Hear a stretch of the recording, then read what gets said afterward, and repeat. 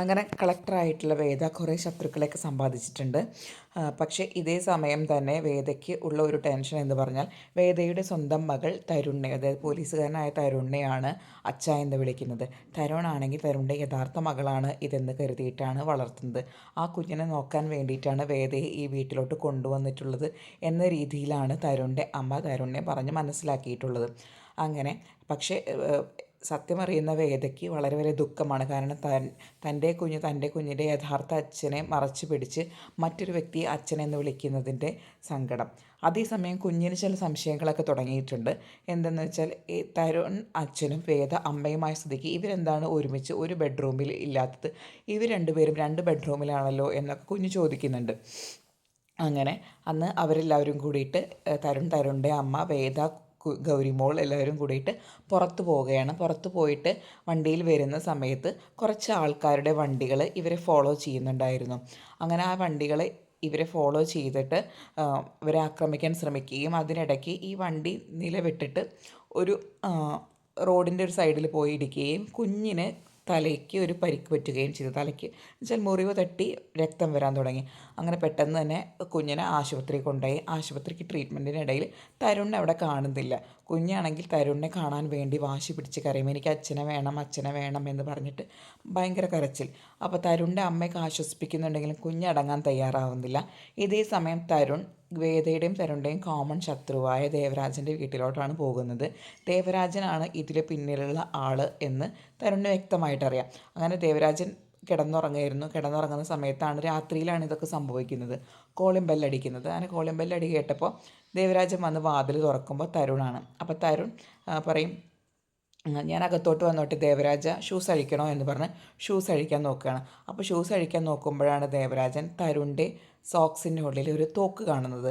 അപ്പോൾ ഈ തോക്ക് കണ്ടപ്പോൾ തന്നെ അയാൾക്കൊരു ചെറിയ ഭയം വരും. അയാൾ വലിയ റൗഡിയൊക്കെയാണ്, പക്ഷേ ഈ രാത്രി സമയത്ത് ആരും അയാളുടെ കൂട്ടിനില്ല. അയാളുടെ ശിങ്കിടികളും സിൽബന്തികളൊന്നും ഇല്ലാത്ത സമയത്താണ് തരുൺ ഇവിടെ വന്നിട്ട് ഈ തോക്കുമായിട്ട് വരുന്നത്. അപ്പോൾ തരുൺ അകത്തോട്ട് കയറിയിട്ട് സംസാരിക്കുകയാണ്. എന്നിട്ട് തരുൺ പറയും, ഇന്ന് എൻ്റെയും കുഞ്ഞിൻ്റെയും എൻ്റെ കുടുംബത്തിന് നേരെ ഉണ്ടായുള്ള അക്രമത്തിൽ നിങ്ങളാണ് അതിനുള്ള കാരണക്കാരൻ എന്നെനിക്കറിയാം.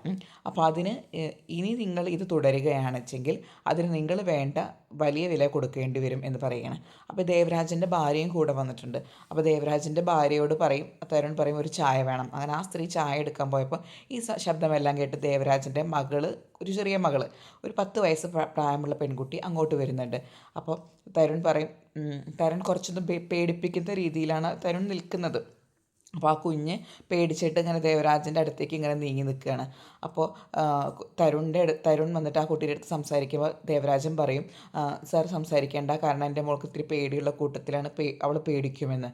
അപ്പോൾ തരുൺ തിരിച്ചു ചോദിക്കുന്ന ഒരു ചോദ്യമാണ്, അപ്പോൾ എൻ്റെ മകൾ പേടിക്കില്ലെന്നാണല്ലോ ദേവരാജൻ വിചാരിച്ചത്? ഇതേപോലെ തന്നെയാണല്ലോ എൻ്റെ മകൾ. അപ്പോൾ അവനവൻ്റെ മക്കൾക്ക് പ്രശ്നങ്ങൾ വരുമ്പോൾ ഏതച്ഛനും അമ്മയും ഏതറ്റം വരെയും പോകും. അതുപോലെ തന്നെയാണ് ഞാനും. എൻ്റെ മകൾക്ക് ഇനി താങ്കളെ കൊണ്ട് എന്തെങ്കിലും പ്രശ്നമുണ്ടെങ്കിൽ ഞാനും ഒരറ്റം വരെ പോകുമെന്ന് പറഞ്ഞ് അയാളെ ഭീഷണിപ്പെടുത്തിയിട്ട് തരുൺ പോവുകയാണ്. അങ്ങനെ ആശുപത്രിയിൽ എത്തിക്കഴിഞ്ഞപ്പോൾ കുട്ടി അപ്പോഴാണ് അടങ്ങുന്നത്. കാരണം കുട്ടിക്ക് അച്ഛനില്ലാത്തതിൻ്റെ സങ്കടത്തിൽ കുട്ടി കരഞ്ഞിരിക്കുകയായിരുന്നു. അപ്പോൾ തരുൺ പറഞ്ഞ് വിഷമിക്കേണ്ട എന്ന് പറഞ്ഞ് അവരെയും കൂട്ടി ഡിസ്ചാർജായി വീട്ടിലോട്ട് വരികയാണ്. അപ്പോൾ കുഞ്ഞിനെ എടുക്കുന്നതും ഒക്കെ തരുൺ തന്നെയാണ്, വീട്ടിലോട്ട് കയറ്റുന്നതും ഒക്കെ. അപ്പോൾ ഇതേ സമയം നമ്മുടെ വേദയും തരുണിൻ്റെ അമ്മയും കൂടി സംസാരിക്കുകയാണ്. വേദ പറയാണ്, എൻ്റെ കുഞ്ഞിൻ്റെ അടുത്ത് എനിക്ക് യാതൊരു അവകാശവുമില്ലാത്ത പോലെയാണ് ഈ കാണുന്നത്. നമ്മൾ സത്യങ്ങളെല്ലാം തരുണിൻ്റെ അടുത്ത് തുറന്ന് പറയേണ്ട സമയം അതിക്രമിച്ചിരിക്കുന്നു അമ്മയെന്ന് പറയുകയാണ്. അപ്പോൾ തരുണിൻ്റെ അമ്മ പറയും, ആ ശരി മോളെ, നിനക്ക് പറയാം, അതിനൊരു സമയമാവട്ടെ. അപ്പോൾ ഇതേ സമയം തന്നെ നമ്മുടെ വിക്രത്തിൻ്റെ വീട്ടിൽ അച്ഛൻ, അതുപോലെ തന്നെ ചേട്ടത്തിയമ്മ, പിന്നെ അപ്പുമോൾ എല്ലാവരും കൂടി സംസാരിക്കുന്നുണ്ട്.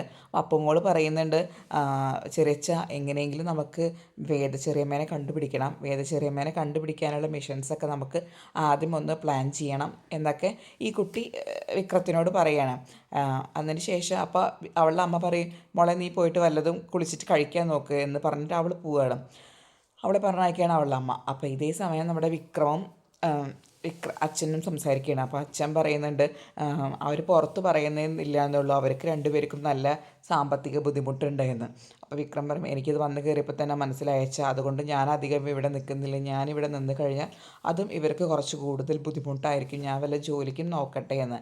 അപ്പോൾ അച്ഛൻ പറയും നീ എവിടേക്ക് പോവുകയാണെന്ന് വെച്ചെങ്കിലും എന്നെയും കൂടി കൊണ്ടുപോകണം, കാരണം എനിക്കിനി നീ ഇല്ലാണ്ട് പറ്റില്ല എന്ന് പറയുകയാണ്.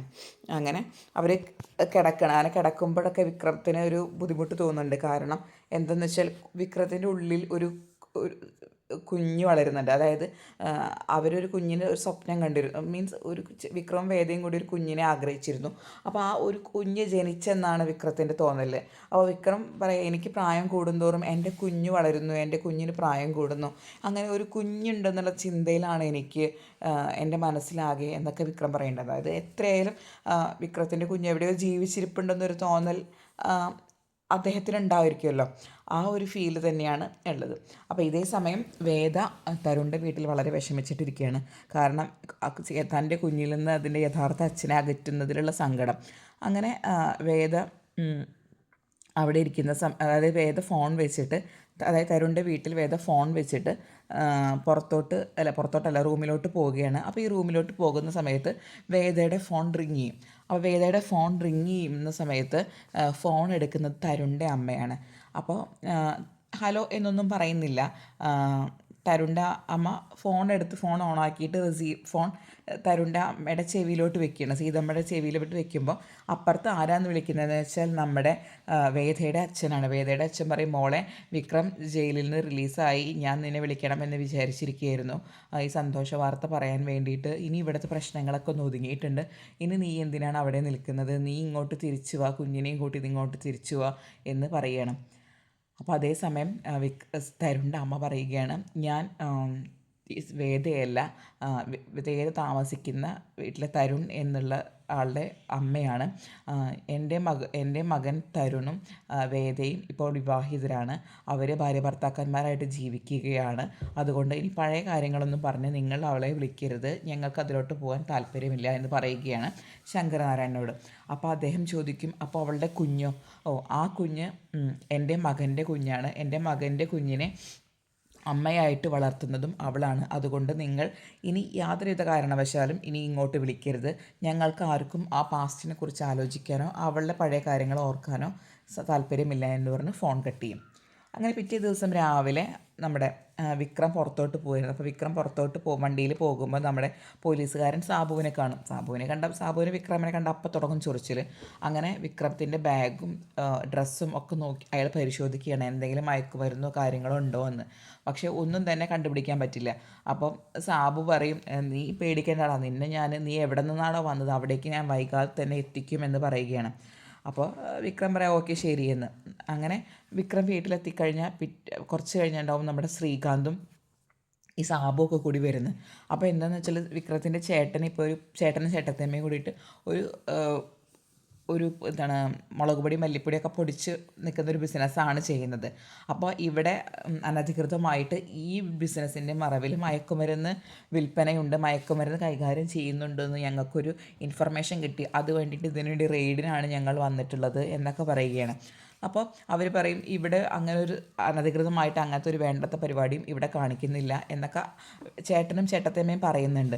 അപ്പം സുധാകരമാഷും അദ്ദേഹം ഇറങ്ങി വന്നിട്ട് പറയും, സാറേ ഇവിടെ അങ്ങനത്തെ ഒരു പരിപാടിയില്ല. അപ്പോൾ പക്ഷെ അവരെന്ത് പറഞ്ഞിട്ടും അവർ സമ്മതിക്കുന്നില്ല. അപ്പോൾ വിക്രം പറയും, സാബുവിനോട് പറയും, ഞാൻ ഇങ്ങനെ അടങ്ങി പഴം പുഴുങ്ങി നിൽക്കുന്നത് കണ്ടിട്ട് നിങ്ങൾ വിചാരിക്കരുത് ഞാൻ അടങ്ങി ഒതുങ്ങി നിൽക്കുകയാണ്. ഇനി നിങ്ങൾക്ക് റെയ്ഡ് ചെയ്യണമെങ്കിൽ റെയ്ഡ് ചെയ്യാം, ഈ കടയും ഇതിൻ്റെ വണ്ടിയും ഒക്കെ നിങ്ങൾക്ക് റെയ്ഡ് ചെയ്യാം. പക്ഷേ ഇവിടെ നിന്ന് യാതൊരുവിധ സാധനങ്ങളും ഇവിടെ നിന്ന് കിട്ടിയിട്ടില്ലെങ്കിലും നിങ്ങൾ എന്നെ അറസ്റ്റ് ചെയ്ത് കൊണ്ടുപോകേണ്ടി വരും. മറ്റൊന്നിനുമല്ല, നിങ്ങളെ ഈ കൂട്ടിക്കൊടുന്നത് ഈ ശ്രീകാന്ത് ഉണ്ടല്ലോ, ഇതിനുവരെ ഞാൻ ഇവിടെ വെച്ചിട്ട് തീർക്കും. അത് തീർത്ത് കഴിഞ്ഞാൽ നിങ്ങൾക്ക് എന്നെ അറസ്റ്റ് ചെയ്ത് കൊണ്ടുപോകേണ്ടി വരും. അതിന് നിങ്ങൾ തയ്യാറാണെങ്കിൽ നിങ്ങൾക്ക് ധൈര്യമായിട്ട് കയറി നോക്കാമെന്ന് പറയും. അപ്പോൾ ശ്രീകാന്തിന് ഇത്തിരി പേടിയും. ശ്രീകാന്ത് അവിടെ നിന്ന് വണ്ടി എടുത്തിട്ട് വേഗം പോകും. അപ്പോൾ സാബുവിനോട് നമ്മുടെ വിക്രം ചോദിക്കും, കൂട്ടിക്കൊടുന്ന ആൾ പോയി, ഇന്ന് നിങ്ങൾക്ക് റെയ്ഡ് ചെയ്യണോ എന്ന്. അപ്പോൾ പിന്നെ ഒരു രക്ഷയില്ല, സാബുവും അവിടെ നിന്ന് പോവുകയാണ്.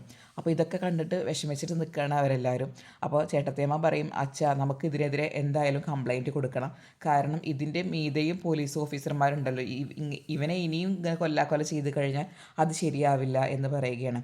അപ്പോൾ വിക്രം വന്നിട്ട് പറയുകയാണ്, ചേച്ചി വിഷമിക്കേണ്ട, ചേച്ചിക്കും ചേട്ടനും ഇത് കുറച്ച് ദിവസം കൂടി കാണേണ്ടി വരുള്ളൂ, അപ്പോഴേക്കും ഞാൻ ഇതിനൊരു മാർഗം ഞാൻ കണ്ടുപിടിച്ചോളാം എന്ന് പറഞ്ഞ് വിക്രം വീടിൻ്റെ അകത്തോട്ട് കയറിപ്പോവുകയാണ്.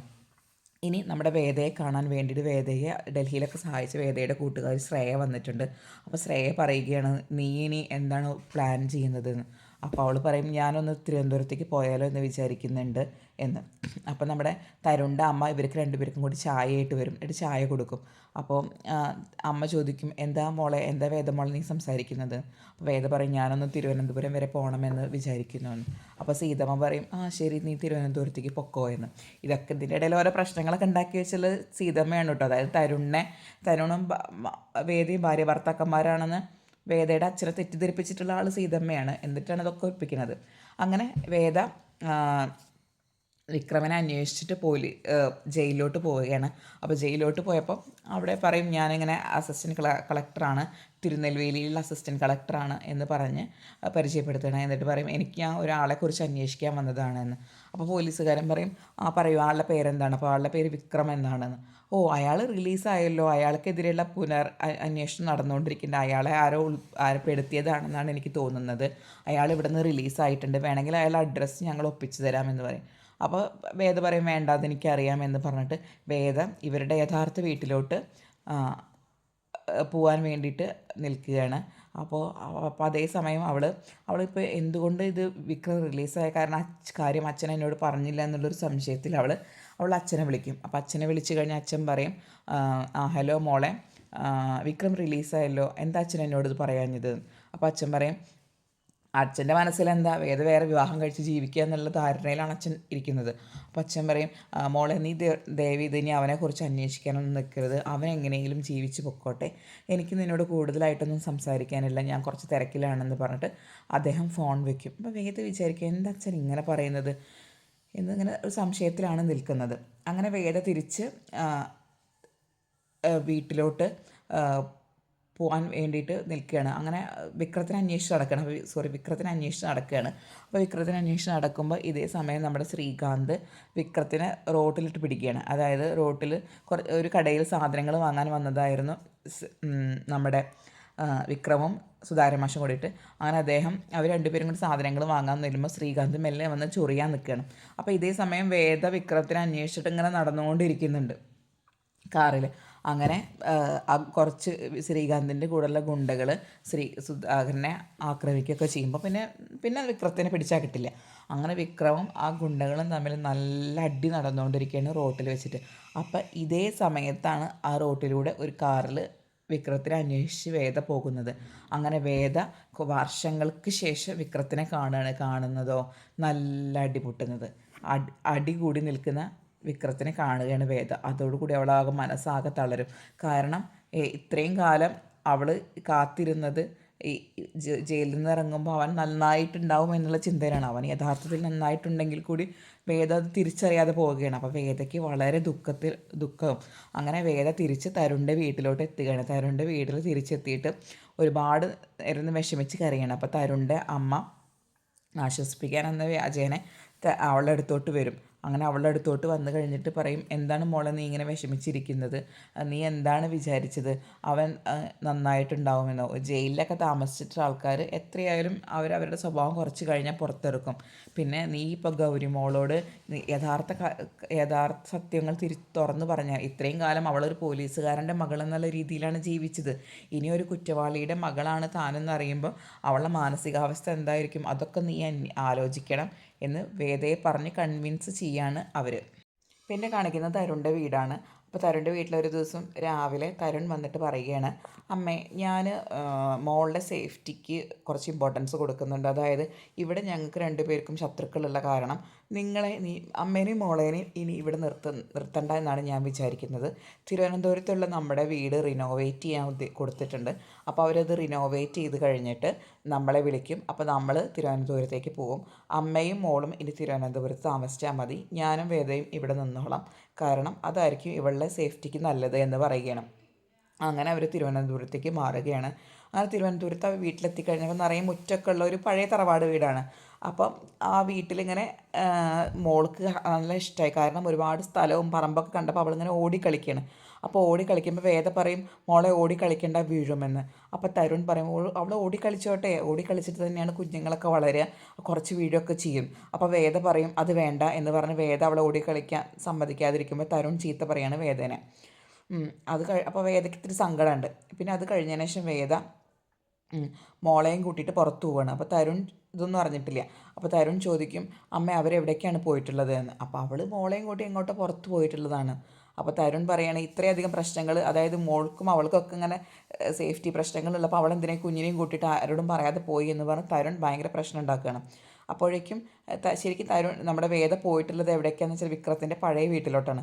അപ്പോൾ പഴയ വീട് അന്വേഷിച്ചു പോയപ്പോൾ ആ വീടൊക്കെ ആകെ എന്താണ് ആരൊക്കെ വാങ്ങിയിട്ട് അതിലിപ്പോൾ ഒരു പുതിയ വീടൊക്കെയാണ് വെച്ചിട്ടുള്ളത്. അപ്പോൾ കുഞ്ഞ് ചോദിക്കുകയാണ്, അമ്മേ നമ്മൾ എന്തിനാണ് ഇവിടെ വന്നിട്ടുള്ളത്, ഇവിടെ അമ്മയുടെ വീടായിരുന്നു, ഇതാണോ അമ്മയുടെ വീട് എന്ന്. അപ്പോൾ ഇതെല്ലാം മോളെ എൻ്റെ വീട്, ഇവിടെ ഒരു പഴയ വീടുണ്ടായിരുന്നു, അതായിരുന്നു നമ്മുടെ വീട്, അതിപ്പോൾ കാണാനില്ല, അതെന്താ സംഭവിച്ചെന്ന് എനിക്കറിയില്ല എന്ന് പറഞ്ഞ് അവരോട് മടങ്ങിപ്പോരാണ്. അപ്പോൾ ഇതേ സമയത്ത് നമ്മുടെ തരുൺ ഭയങ്കര ദേഷ്യപ്പെട്ടിട്ട് വീട്ടിലിരിക്കുകയാണ്. അപ്പോൾ കാറിൻ്റെ ശബ്ദം വരുന്നത് കേൾക്കുമ്പോൾ തരുണിൻ്റെ അമ്മ പറയും, നീ അവളുടെ അടുത്ത് വഴക്കുണ്ടാക്കരുത്, കുഞ്ഞത് കേൾക്കും, കുഞ്ഞ് കാണാത്തതൊന്നും ഇതുവരെ നീ കാണിക്കാൻ നിൽക്കരുത് എന്ന് പറഞ്ഞ് തരുണിനെ പറഞ്ഞ് കൺവിൻസ് ചെയ്യണം. അങ്ങനെ കുട്ടീനെ വന്നെടുത്തിട്ട് സീതമ്മ എടുത്ത് കൊണ്ടുപോകും ആ തരുൺ. അപ്പോൾ വേദയെ വഴക്ക് പറയാണ്, നീ എന്തിനാണ് ആരോടും പറയാതെ ഇവിടെ നിന്ന് പോയത്, കുഞ്ഞിനെയും കൊണ്ട് നീ എവിടേക്കാണ് പോയത് എന്ന്. അപ്പോൾ നിങ്ങൾക്ക് ഇത്രയും പ്രശ്നങ്ങളുള്ളത് നിനക്കറിയില്ലേ എന്ന്. അപ്പോൾ അവൾ പറയും, ഞാൻ കുഞ്ഞിനെയും കൊണ്ട് പോകുന്നതുകൊണ്ട് എന്താ കുഴപ്പം, ഞാനല്ലേ കൊണ്ടുപോയിട്ടുള്ളത് എന്ന് ചോദിക്കുകയാണ്. അവൾക്ക് എന്തെങ്കിലും പ്രശ്നം ഉണ്ടാവുന്നത് ഞാൻ ചെയ്യുമെന്നാണോ തരുൺ വിചാരിക്കുന്നത് എന്ന് തരുണിനോട് ചോദിക്കുകയാണ്. അപ്പോൾ തരുൺ പറയും, അങ്ങനെയല്ല, കുഞ്ഞിന് ഒരു ആപത്തുണ്ടാവുന്നത് എനിക്കിഷ്ടമല്ല എന്ന്. അപ്പോൾ അതായത് ആ പറഞ്ഞതിൻ്റെ അർത്ഥം അവനാണ് അതിൽ പൂർണ്ണമായ അവകാശം എന്നാണ്. അപ്പോൾ അവൾ നല്ല വിഷമിച്ചിട്ട് അകത്തോട്ട് കയറിപ്പോവും. അപ്പോൾ സീതമ്മ വന്നിട്ട് തരുണിനോട് പറയാണ്, മോളെ അവൾക്ക് നമ്മുടെ കുഞ്ഞിന് ആവശ്യമുള്ള സമയത്ത് അമ്മയുടെ ചൂട് കൊടുത്തത് വേദയാണ്, അത് നീ മറക്കരുത്, അവളോട് നന്ദികേട് കാട്ടരുത് എന്ന് പറഞ്ഞിട്ട് സീതമ്മ അകത്തോട്ട് പോവാണ്. അത് കഴിഞ്ഞപ്പോൾ വേദ ചെന്ന് ഇങ്ങനെ കരയാണ്. അപ്പോൾ വേദേനെ സീതമ്മ ആശ്വസിപ്പിക്കുകയാണ്, മോളെ അവൻ പറഞ്ഞതിലൊന്നും നീ വിഷമിക്കേണ്ട, കാരണം അവനറിയില്ലല്ലോ യഥാർത്ഥം എന്താണെന്ന്. അപ്പോൾ നീ ഒന്ന് കണ്ടില്ലെന്ന് കേട്ടില്ലെന്ന് നടിക്കണം. ഒരു നല്ല സന്ദർഭം വരുമ്പോൾ നീ വേണമെങ്കിൽ തുറന്നു പറഞ്ഞോളൂ, നിൻ്റെ കുഞ്ഞാണ് ഇതെന്ന്. പക്ഷെ അതിനു വേണ്ടി നല്ലൊരു സന്ദർഭത്തിന് വേണ്ടി നീ കാത്തിരിക്കണമെന്ന് പറയാണ്. പക്ഷെ അത് വേദയ്ക്ക് അംഗീകരിക്കാനേ പറ്റുന്നില്ല. അങ്ങനെ വേദ ആകെ വിഷമിച്ചിട്ട് നിൽക്കുകയാണ്. അങ്ങനെ ഇതേ സമയം നമ്മുടെ വിക്രമും സുധാരമാഷും ഒരു പുതിയ വാടക വീട്ടിലോട്ട് താമസം മാറുകയാണ്. കാരണം മറ്റുള്ളവരുടെയൊക്കെ ഒരു സേഫ്റ്റി പ്രശ്നമൊക്കെ നോക്കിയിട്ട് അവരൊരു പുതിയ വാടക വീട്ടിലോട്ട് താമസം മാറുകയാണ്. അപ്പോൾ അവർക്ക് അറിയാം ഈ വിക്രം ഒരു ആവശ്യമില്ലാത്ത കേസിന്, ഒരു മാനിപ്പുലേറ്റ് ചെയ്ത കേസിലാണ് ജയിലിൽ പോയത്, അതിൽ നിരപരാധിയാണെന്നൊക്കെ ഈ പുതിയ വീടിൻ്റെ ഓണറിന് അറിയാം.